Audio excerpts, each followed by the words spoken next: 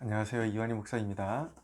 오늘 좀 생각나는 영상을 하나 찍기 위해서 이렇게 카메라를 켰는데, 제가 보기에는 무슨 영화에서 이렇게 뽀샵 처리한 것처럼 영상이 그렇게 나오는데, 이유를 저도 모르겠습니다. 그냥 뭐 나쁘지는 않은 것 같아서 그냥 찍도록 하겠습니다. 얼마 전에 MBC에서 백분 토론이 방영이 되었죠. 어떤 주제로 토론이 이루어졌냐면, 이 코로나 시국 가운데 한국교회 책임, 지금 수많은 코로나의 그 발원지가 교회다, 이런 이제 그 인식들이 있지 않습니까? 네, 그거를 가지고 이제 토론을 한 것이죠. 대담자로는 얼마 전에 교회 예배 폐쇄까지 갔다가 다시 재개된 부산의 세계로교회 손현보 목사님, 그리고 민중신학을 대표하는 김진호 목사, 그리고 앵커, 이렇게 세 사람이 이제 토론을 하게 되었습니다. 저는 이 프로그램을 보면서 좀 사뭇 놀란 게 무엇이냐면, 이 대중들에게 정확한 정보를 알려줄 책임이 있는 언론사의 그런 어떤 시사 프로그램의 앵커조차도 그 토론의 전제 자체가 잘못된 그 정보를 가지고 토론을 이끌어가는 그 모습을 보면서 참 참담했습니다. 솔직히 이 앵커 말로는 지금 코로나 확진자의 그 총 비율 중에 약 33%가 교회발이다, 이렇게 이해를 하고 있더라고요. 근데 또 어디서 보니까 우리나라 국민의 상당수가 전체 코로나 비중 가운데 44%가 교회발이다, 이렇게 절반에 가까운 그런 비율이 교회에서 발생을 했다, 이렇게 이해하고 있다는 이야기를 들었습니다. 근데 이제 이 프로그램에 나오신 손현보 목사님이 이제 정확한 통계, 질문을 통해서 발표된 정확한 통계를 가지고 이제 팩트를 근거로 해서 토론을 전개했죠. 근데 정확한 통계에 의하면 전체 확진자 가운데 기독교를 포함해서 약간 기독교와 그런 유사 종교들, 이단성이 있는 종교들 포함해서 모든 종교를 다 포함해서 8.2%가 종교 발이다, 이렇게 이제 나와 있습니다. 사실은 종교 발이다, 교회 발이다, 뭐 이런 발원지가 교회다, 이런 말 자체가 사실은 용납이 안 되죠. 말이 안 되죠. 예, 생각해 보십시오. 일주일 내내, 그러니까 특별히 중소형 교회로 갈수록 어떤 주중 모임이 그렇게 크게 활성화되어 있지 않거든요. 그래서 요즘 같은 때 새벽 기도도 사람들이 거의 나오지 않고, 한 주간 내내 예배당이 비어 있는 이러한 실정 가운데 주일날 이제 성도들이 한번 모였다 흩어지는 그곳에서 만약에 확진자가 나타났다면, 자기도 모르는 사이에 사회 어딘가에서 수많은 그런 사람들이 이용하는 대중교통이나 식당이나 카페나 이런 어딘가에서, 직장이나 감염이 돼가지고 교회에 들어온 거죠. 그래서 이제 거치고 지나간 거고, 솔직히 교회라는 그 특성상 예배를 1시간에서 1시간 반, 뭐 많이 머물러서 또 교회에서 2시간, 3시간 머무른다 치고, 사회 속에서 머무는 시간에 비해서 이렇게 지나가는 시간에 불과하거든요. 근데 어, 그런 상황을 가지고 교회발이다, 교회발이 있을 수 있다라고 하는 것은 억지고, 그것은 매우 잘못된 표현인 것입니다. 근데 국민들이 44%가 교회발이라고 그렇게 이해를 하고 있다 그러는데, 실제적인 그런 정부 당국의 통계조차도 전체 종교를 통틀어서 8.2%라고 하니까, 그 중에 진짜 정통 교회만을 또 추려내면 그나마도 되지 않는다. 그러니까 코로나 확진율의 정말 미미한 그런 영향을 교회가 가지고 있다는 것을 알게 되는 것이죠. 그리고 또 가장 최근에 당국이 그렇게 발표하지 않았습니까? 실질적으로 예배를 통해서 코로나가 감염된 경우는 거의 없다. 이게 팩트잖아요. 그래서 이제 일군에서 말이 나오는 게 무엇입니까? 그럼 여태까지 교회를 그렇게 짓밟고 예배를 방해하고 예배를 못 드리게 한 진위가 뭐냐, 이제 이런 얘기가 나오는 거잖아요. 그러니까 우리 그리스도인들조차도 사실은 팩트를 잘 모르고 있다라는 이 안타까운 실정인 것이죠. 근데 이제 어, 이제 토론을 통해서 손현보 목사가 계속 팩트를 들이대고 이제 억울한 것이 아니라 이제 앵커는 기독교계에 대해서 예배를 고수하고자 하는 기독교 교계에 대해서 굉장히 억울하다라는 표현을, 억울하냐, 당신 억울하냐, 팩트를 근거로 해서 하고자 하는 말은 무엇이었냐면, 형평성이 지나치고, 이건 형평성도 아니고 어떤 방역의 기준과 근거가 있는 것도 아니고, 과학적 근거가 있는 것도 아니고, 형평성이 있는 것도 아니고, 이런 문제점에 대해서 이제 공론화시키고, 그래서 문제를 짚어보고, 교회도 사회의 어떤 일원이라면 일원일 수 있는데, 공정한 잣대에서 한번 보고, 그리고 기독교가 지나치게 매도되는 그 일에 대해서 팩트를 살펴보고 바로잡자라는 데 이제 의도가 있는 거잖아요. 바로잡고 백화점도, 사회의 어떤 기관도, 병원도 그렇고, 확진자가 나와도 한 뭐 24시간 정도 소독하고 이렇게 이제 영업을 재개하는데, 교회만큼은 확진자가 한번 나왔다 그러면 3주 폐쇄시키고, 미운 털 박힌 교회들은 심지어는 몇 달까지도 폐쇄시키는 경우도 있거든요. 예, 뭐 사랑제일교회 같은 경우 그런 케이스잖아요. 그러니까 팩트를 근거로 해서 어떤 단체를 혐오 집단으로 몰아가는 것이 정부와 언론이 할 일이 아니라, 올바른 방역 지침을 제시해서 형평성에 맞게, 그리고 그런 어떤 치사율이나 현재 상황에 맞게 사회가 다 돌아가고 있잖아요. 그러니까 교회도 거기에 맞게 이제 예배를 할 수 있도록, 운영을 할 수 있도록 그렇게 배려하는 것이 맞다. 예, 이것이 단순히 억울하냐 차원이 아니잖아요. 예, 이것은 분명히 우리가 짚고 넘어가야 되는 그런 사유인 것이죠. 그런데 거기에 이제 민중신학의 어떤 대표로, 이 사람이 기독교계의 대표로 나온 것조차도 좀 말이 안 된다고 생각을 합니다. 무슨 정통교단도 아니고, 민중신학이라는 것은 그 신학의 성격만으로 따지면 거의 이단에 방불하죠. 예, 거기 기독교의 본질 자체는 없고 그냥 민중운동, 사회운동 이런 거 하는 사람들이, 정치계와 정신세계가 이렇게 연락돼 있는 사람이 나와서 무슨 기독교계를 대변을 하겠습니까? 근데 이 사람이, 이 김진호 목사가 했던 얘기를 들으면서 오늘날 이렇게 예배를 닫으라고 하는 그런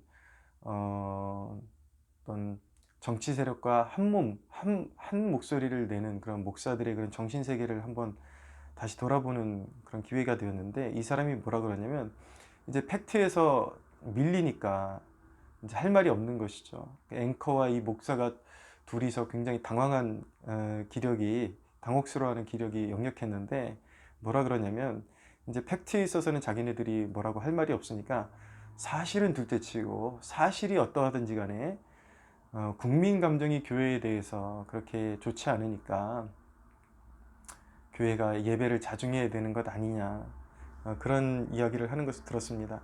국민 감정이 그렇게 격양되고 교회를 향해서 그렇게 악감정을 가지게 된 이유가 무엇입니까? 그것이 언론의 선동의 결과였는데, 올바른 정보에 의해서 그런 국민 감정이 이제 형성이 된 것이 아니라 잘못된 선동에 의해서 그런 감정이 형성된 거란 말이에요. 그렇다면 교회가 해야 될 일이 무엇입니까? 그러면 잘못된 정보를 바로잡아 줘야 되는 것이죠.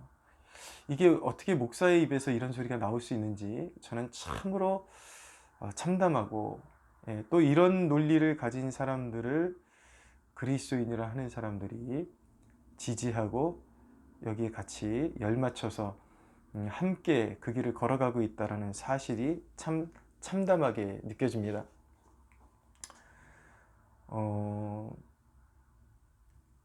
잘못된 그런 정보가 있다면, 그러니까 이런 거잖아요. 사회가 당신 아버지가 살인자다 아닌데, 그러면 국민 감정이 그러니까 그것을 수용하고 무조건 잘못했다고 해야 되는 것입니까? 뭔가 무리한 것이 있다면 미안하다고는 할 수는 있지만, 상대방이 잘못된 정보를 가지고 어떤 그 분수 이상의 그런 어떤 격양된 그런 분노를 가지고 있을 때는, 내가 잘못 사과하게 되면 그 사람들이 우리에 대해서 가지고 있는 오해를 그대로 인정해 버리는 꼴이 돼 버리는 것이죠. 그러니까 어떻게 우리 아버지가 살인자가 아닌데, 맞아, 너희 감정이 그러니까, 사회 감정이 그러니까 그렇다고 인정할게. 이건 사실 말이 안 되는 것이잖아요. 이건 그리스도인의 양심과도 배치되는 것이죠. 맞지 않는 것이죠. 우리는 그렇게 신앙을 배우지 않았어요.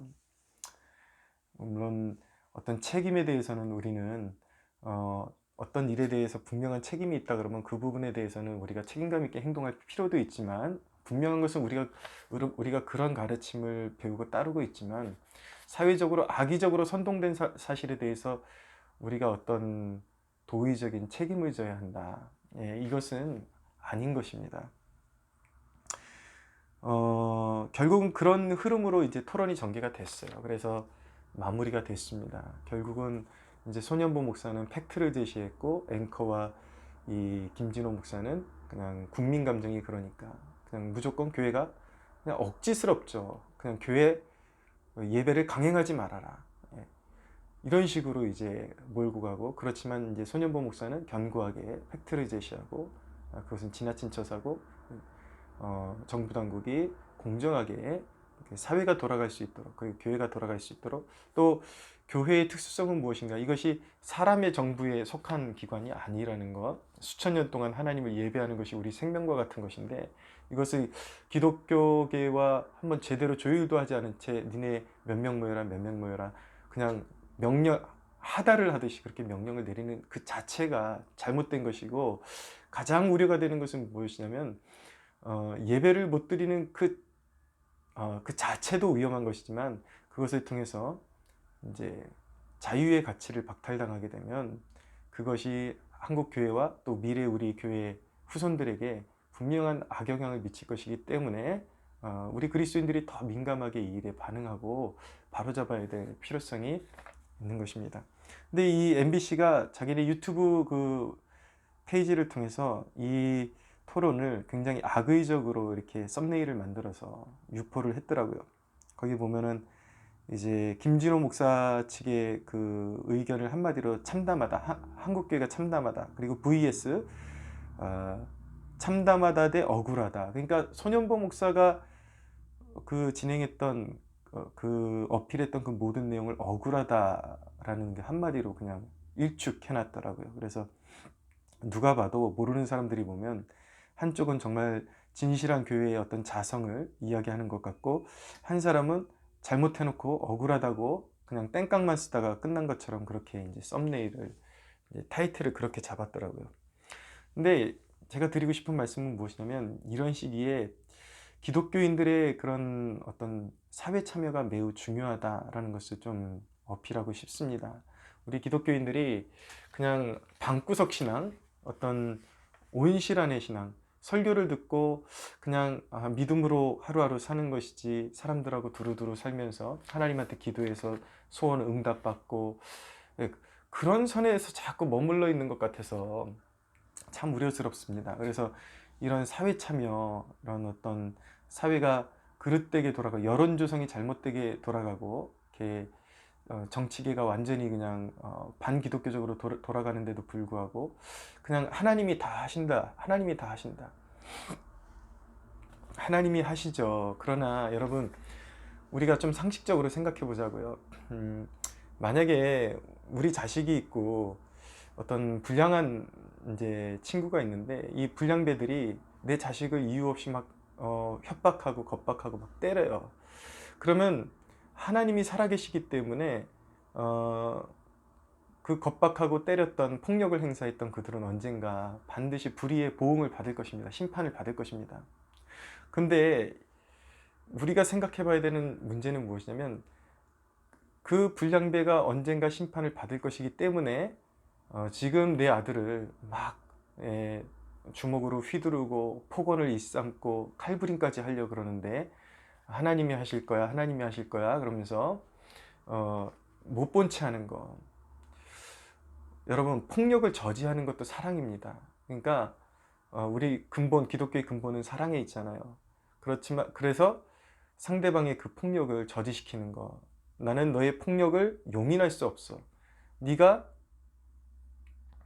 너의 태도를 바로 하고 그렇게 나오면 언제든지 나는 관용하고 받아줄 수 있지만 너의 그런 폭력적인 그런 모습은 받아줄 수 없어. 멈춰. 예, 이 역할을 해줘야 되는 것이죠. 이것이 기독교인들의 필요한 사회 참여잖아요. 이것이 왜 중요하냐면 이런 그런 썸네일, 그러니까 어떤 언론사에서 기독교에 대해서, 교회에 대해서 악의적인 편집을 해서 딱 올렸을 때에 거기에 이제 교회를 굉장히 혐오하는 댓글들이 계속 압도적으로 많게 되면 여론이 형성돼서 진짜 사회가 그렇게 교회를 이렇게 좋지 않게 보는구나. 그리고 이제 잘못된 정보가 계속 확산되게 되는 요인이 되거든요. 그래서 우리 기독교인들이 그런 데는 그러니까 다 일일이 다 참여할 수는 없지만 어떤 핵심적인 그런 언론사나 이런 교회가 오해로 인해서 그렇게 사람들의 구설수에 오르거나 그런 어떤 잘못된 여론이 형성되고 있을 때에 그냥 나 몰라라 하지 않고 거기에 참여해서 좀 책임감 있는 댓글을 하나씩 남겨두는 것도 잘못된 여론이 형성되고 그 여론을 보고 이제 그 언론이 이제 폭력적인 그런 어떤 자신들의 힘을 행사하는 것을 저지할 수 있다는 것을 우리가 알아야 됩니다. 언론이라는 것은 결국 여론의 눈치를 보게 되어 있거든요. 근데 누군가를 막 음해하고 죽이려고 그러는데 니네 그런 태도 안 좋아, 하지마, 하지마, 자꾸 이런 성숙한 국민의 그런 바램이, 그런 이제 의견이 자꾸 수렴이 되면은 걔네들도 태도를 고칠 수밖에 없다고요. 솔직히 지금 가장 사회에 개혁이 필요한 것이 교회가 아니라 언론입니다. 정확히 말해서. 왜 언론입니까? 언론이 계속 정치적으로 편파적으로 국민을 갈라놓고 그런 선동을 하면서 분열을 시키고 계속 이제 거짓된 그런 것으로 그런 정보를 통해서, 선동을 통해서 계속 나라를 찢어놓고 있고 계속 사람들끼리 악감정을 가지고 그렇게 부딪히게 만들어 놓는 주 요인이 바로 언론이기 때문에 성숙한 그리스도인들이 자기가 할 수 있는 선안에서 그렇게 사회에 참여하는 모습도 분명히 보여줘야 한다라는 것입니다. 세상을 두려워하면 안 돼요. 그러나 이제 문제가 되는 것은 주구장창 뭐 페이스북이나 어딜 봐도 신앙적인 내용, 하나님과 동행하는 내용은 전혀 없고 정치 뭐 이런 시사에만 완전히 꽂혀가지고 완전히 거기에 몰입돼가지고 그 하나님의 시선으로 세상을 바라보는 것이 아니라 완전히 그냥 그 어떤 정치 세계에만 몰입돼가지고 따라가는 사람들인데 그것도 옳지 않습니다. 제가 말하는 것은 신앙의 그 중심을 굳건하게 세우되 책임감 있는 사회인으로서 내 가정을 내가 도둑이 못 들어오게 지키는 것처럼 이제 우리 후손들에 대한 책임감도 가지고 이런 사회를 만들어서는 안 된다라는 책임감을 가지고 적은 수라도 나 한 사람이 나서서 올바른 목소리를 낼 때에 그런 사회는 그것이 얼마나 또 큰 반향을 일으킬지 아무도 모르는 것입니다. 그것이 또 사회를 정화시킬 수 있는 한 방법, 참여가 될 수 있다는 것을 우리가 잊지 말아야겠습니다. 마지막으로 여러분들이 혹시 온라인으로 예배가 다 된다라는 그런 생각을 가지고 있지는 않습니까? 그렇기 때문에 굳이 지금 이런 시기에 현장 예배를 해야 되느냐 그런 생각을 가지고 있는 분들이 있다면 회개하십시오. 그건 잘못된 생각입니다. 그래서 이기심입니다. 사각지대에 있는 사람들을 생각할 줄 아십시오. 그리고 미래교회를 생각할 줄 아십시오. 지금 온라인 예배를 못 드려서가 문제가 아니라 이렇게 권력이 자기 입맛대로 예배 인원수를 줄였다 늘렸다 하는 사이에 사각지대 그러니까 자기가 떨어져 있어도 온라인 예배로 자기의 그런 영성을 충분히 이렇게 유지시킬 수 없는 사람들이 태반이라는 것을 아셔야 돼요. 지금 많은 그 교회마다 교회 학교들 아이들 다 초토화됐거든요. 뭐 청소년부, 청년들 거의 다 초토화되는 분위기인데 책임감 없이 그냥 나 혼자, 그건 나 혼자 섭취할 수 있으니까 괜찮아라는 그 이기심에서 나온 거예요. 교회의 본질은 성도들의 모임에 있습니다. 모여서 함께 예배하고 또 그런 약한 자들을 같이 붙들어주면서 같이 공동체를 끌고 가면서 교회가 지탱이 되는 것이죠.